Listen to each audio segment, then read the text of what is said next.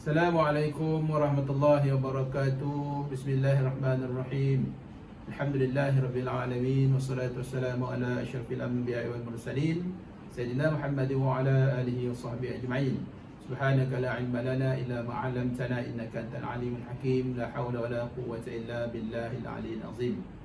Yang dihormati tuan-tuan timbalan pengarah Jabatan Pendidikan Negeri Johor, Ketua-Ketua Penolong Pengarah Kanan Jabatan Pendidikan Negeri Johor, Ketua-Ketua Penolong Pengarah Jabatan Pendidikan Negeri Johor, Penolong-penolong pengarah, rakan-rakan pegawai-pegawai pendidikan daerah Negeri Johor, barisan pengetua dan guru besar sekolah-sekolah Negeri Johor, ibu bapa penjaga serta anak-anak yang saya kasih sekalian. Alhamdulillah, setinggi-tinggi kesyukuran kita kepada Allah Subhanahu Wa Taala kerana dengan limpah rahmah dan inayahnya, maka kita dapat bersama-sama pada petang ini dalam majlis pengumuman rasmi pemenang program kecergasan dan sukan perpaduan satu murid satu sukan secara dalam talian peringkat negeri Johor tahun 2021. Tahniah diucapkan khususnya kepada unit pembangunan bakat murid yang dipimpin oleh sahabat saya Tuan Haji Azmi bin Abu selaku Ketua Penolong Pengarah yang telah berjaya menjadi penggerak utama bagi pelaksanaan program-program yang berkaitan dengan satu murid satu sukan peringkat negeri Johor secara dalam talian pada tahun 2021 ini, walaupun ianya tidak dapat dilaksanakan secara bersemuka. Syabas sekali lagi saya ucapkan. Sebenarnya tuan-tuan dan puan-puan sekalian, usaha ini menunjukkan peranan pelbagai pihak secara berterusan bagi menyokong penglibatan murid melalui program yang dirancang dalam kalangan murid sekolah serta membina kesedaran tentang aktiviti fizikal terhadap pertumbuhan dan perkembangan tubuh badan serta kesihatan diri. Tuan-tuan dan puan-puan yang saya kasih sekalian, mari kita merujuk kepada Surat Perkeliling Iktisas Bilangan 16 2010, iaitu dasar satu murid satu sukan, di mana mewajibkan setiap murid menyertai sekurang-kurangnya satu aktiviti sukan di sekolah. Dan dasar ini sebenarnya menyokong falsafah pendidikan kebangsaan yang telah memberi tumpuan ke arah melahirkan modal insan yang seimbang, sama ada dari segi jasmani, emosi, rohani dan juga intelek. Dan oleh yang demikian, program-program seumpama ini yang kita rancang adalah berhasrat untuk membangunkan modal insan melalui penyertaan murid secara menyeluruh dalam kegiatan sukan sepanjang tahun dan mampu memupuk budaya bersukan agar mereka menjadi ahli masyarakat yang mengamalkan gaya hidup yang sihat, yang cergas dan berdaya saing yang tinggi, insya-Allah.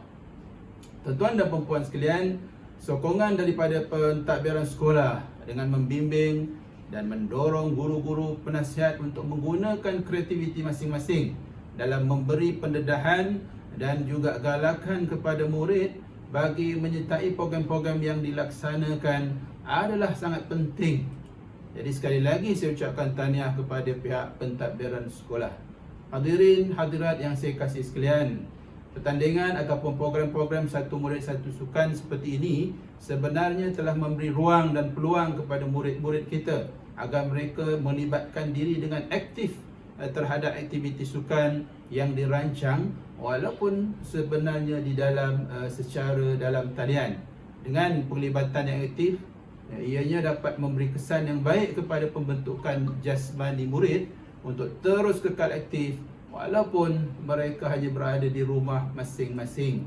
Sehubungan itu, saya sangat mengharapkan agar guru-guru penasihat di sekolah sentiasa meneruskan bimbingan dan mendorong murid-murid untuk menyertai apa jua program yang kita rancang agar murid yang tidak dapat menyertai aktiviti sukan aras tinggi dapat juga sekurang-kurangnya menyertai program sukan untuk semua secara berterusan.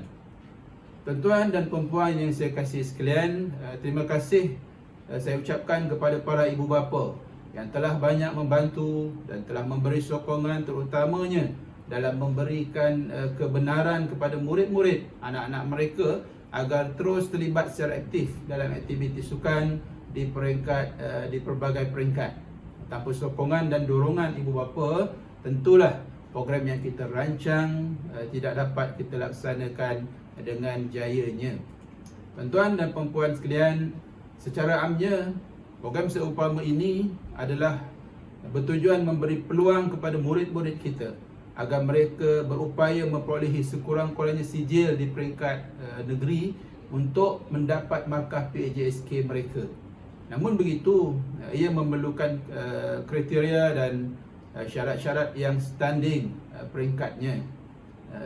Untuk itu, sokongan dan usaha daripada pelbagai pihak, terutamanya dalam kalangan ibu bapa, pentadbir sekolah dan guru-guru penasihat amatlah diperlukan bagi kita realisasikan sasaran tersebut.